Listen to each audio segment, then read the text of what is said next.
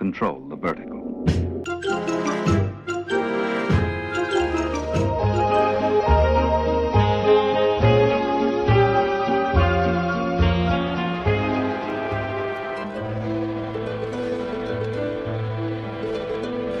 Welcome to Anthologic, the TV anthology podcast.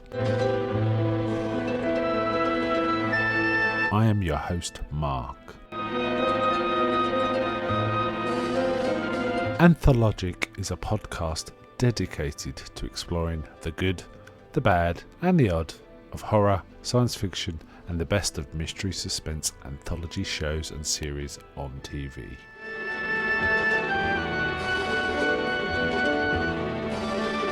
Join me as we slip through the cracks of reality to approach the extremes of experience, where we can peruse the stories and art of a sinister fairground of strange and wonderful rides. And now we go on to the show that is the focus of this particular episode.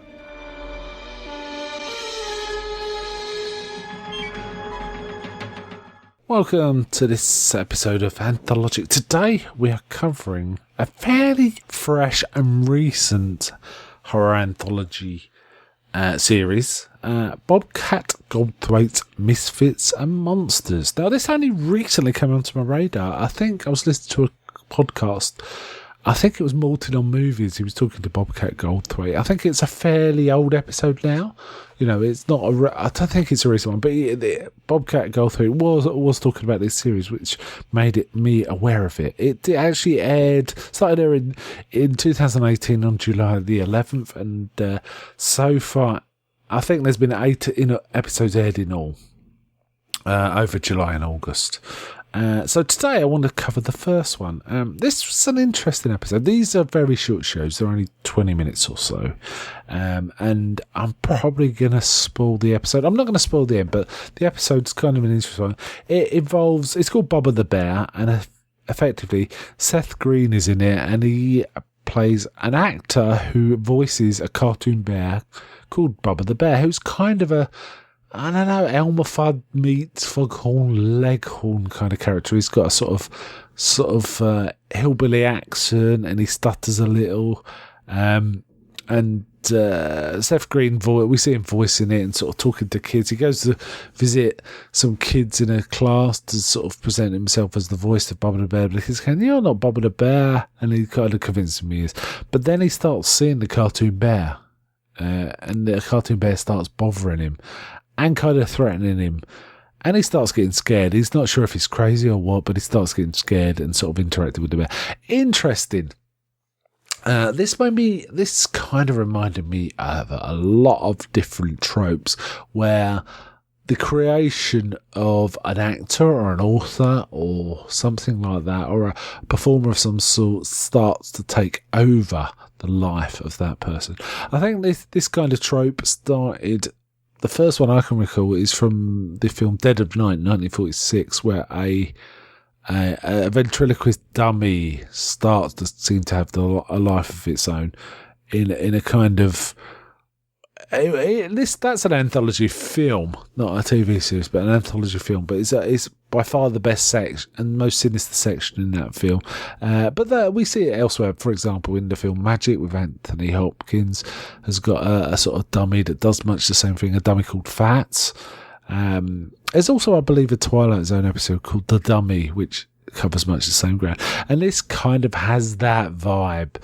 In addition to that, there's other things where a creation of an artist starts to sort of intrude on their life. For example, Stephen King's done it more than once. He did it in The Dark Half book and movie, and I think in Secret Garden, Secret Window. This is kind of the vibe that's going on here, and we kind of seen how this has affected his home life. His wife is kind of getting more and more strung out. He goes to see a therapist, but he keeps seeing the bear.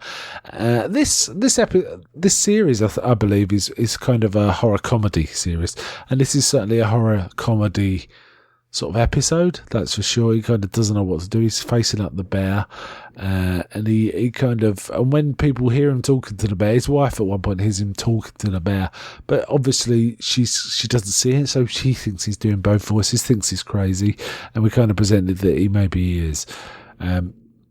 Also, I did actually watch a very brief making-of section concerning this episode, and I actually say it references Cape Fear, so there's a touch of Cape Fear about it too. You know, Robert De Niro harassing, Nick Nolte in that film. I think in tone it's probably more like the second version of that film than the first, but it's kind of being harassed by your own alter ego. Is kind of the vibe going on. I kind of like this. Not bad at all.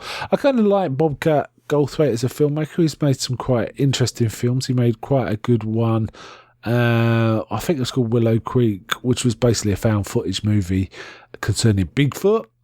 And I think there's quite a good one with Robin Williams called World's Greatest Dad. So Bobcat Goldthwait kind of interests me as a filmmaker. I kind of like the stuff he does, and I think my favourite is a very dark, very, very, very dark comedy called God Bless America.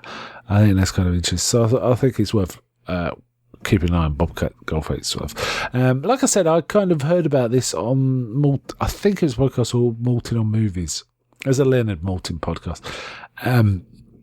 And it's kind of one of the things I found quite charming is Bobcat Goldthwait says, it's called Bobcat Goldthwait's Misfits and Monsters because the money men wanted my name to be associated with it. He's kind of embarrassed it's called that. I think he'd prefer it was called just Misfits and Monsters.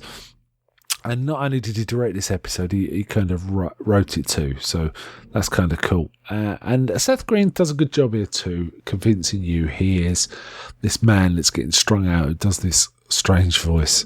And it's got a nice little twist at the end. You kind of see coming, but not quite. I didn't see exactly how it was going to play out, but I kind of had the idea it was going to play out as it did. So I kind of like this one, an interesting one, worth catching if you can. And I think it's about the most recent anthology series that's been out. So there's that going for it too. Horror anthology series. So there is that too. So bye from me. And may I ask, is anybody out there?